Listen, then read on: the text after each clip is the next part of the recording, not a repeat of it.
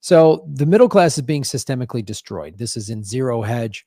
If you wanted to destroy the middle class, one way you could do that would accomplish that goal would be to flood the system with money, which is what they did.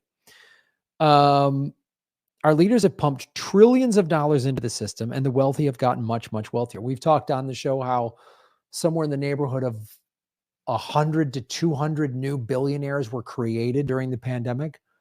So while you and I were just struggling to get by, and some people, hey, if you had an online business, your sales went, you did okay, but nobody was like, boo, nobody became a billionaire. No regular person became a billionaire. Millionaires became billionaires. Unless you bought Bitcoin in 2009 for 10 cents a coin or whatever. The rest of us have seen the cost of living rise much faster than our paychecks have. As a result, we're getting poor and the middle class is shrinking. Even if you were like, you did okay during the pandemic, let's say you had an online business and you're like, oh, I'm doing all right.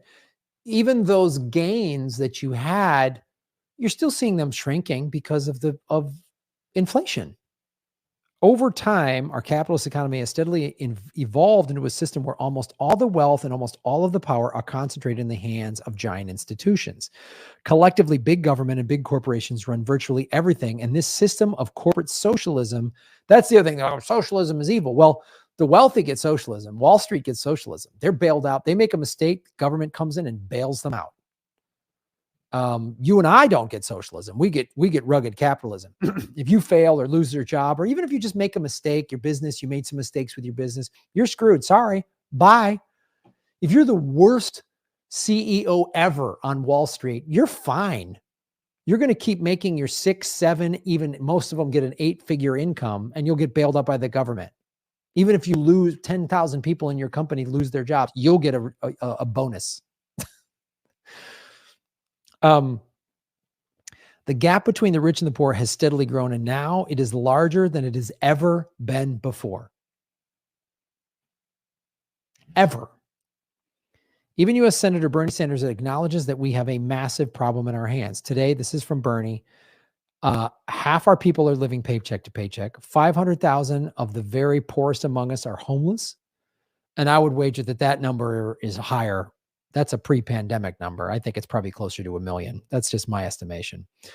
Millions are worried about evictions. 92 million are uninsured or underinsured. And families all across the country are worried about how they're going to feed their kids. Today, an entire generation of young people carry an outrageous level of student loan debt, something that could have been wiped out by Joe Biden. Could have given us Medicare for all, won't do it. We're in the middle of a crisis. I've said this before. Joe Biden, when he was sworn in, we were in the middle of a national emergency when the president is given broad powers during a national emergency, which is what COVID was, which he could have said, everybody gets free healthcare during this time. If Joe Biden would have just done that, he would get reelected hands down. Hands down.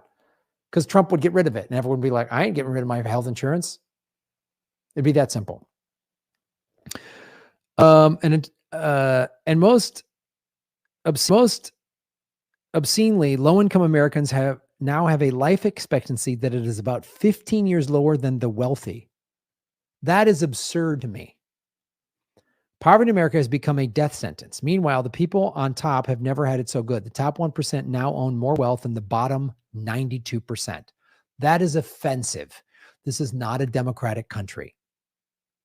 This is not a democratic country. This is a kleptocracy run by oligarchs. Look those words up if you don't know what they mean. Of the 50 wealthiest Americans own more wealth than the bottom half of American society, 165 million people.